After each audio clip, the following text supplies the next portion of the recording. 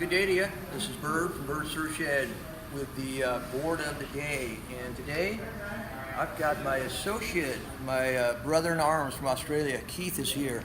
And Keith just rolled in the door from Australia with a Simon Anderson Energy surfboard. Now, I don't know about you, but I've never even touched one really that had such a close tie to Simon.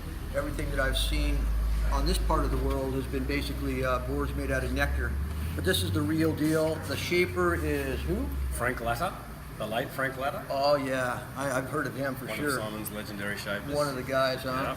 Yeah. And I mean, you tell me more about it. I mean, it looks to me like an atypical Simon Anderson thruster with channels, which I super dig because I'm a channel guy. Energy labels right on it.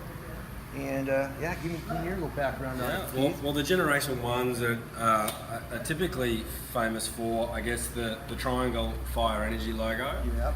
But also the rear fin setup. So the back fin on the early ones just slightly trails the tail. Gotcha. So then this logo here is I guess what you call second generation. So I call this affectionately Generation 1.5. There you go. And they started playing around with them. So belly channels weren't traditional of the Gen 1 shapes that they were added on. But yeah, this is a very early 80s thruster. So my guess would be 83 perhaps. Obviously made for a Grom, it's a pretty little one, about 5'7".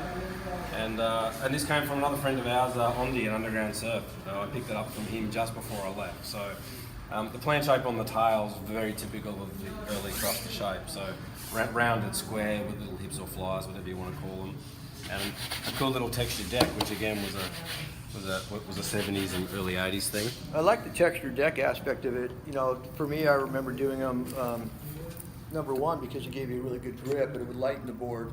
You know, there were a couple ways we did them over here. One way was just to squeegee the hot coat and leave it be and really lighten the board up. And the other one was to lay a piece of cloth on the hot coat, and then right before it totally kicked, you'd peel it off, and it would give you that kind of a grip as well. So this one appears to me like they just squeegeed the crap out of it and left it that way. One thing I do know about a textured deck is that they're a pain in the ass to clean.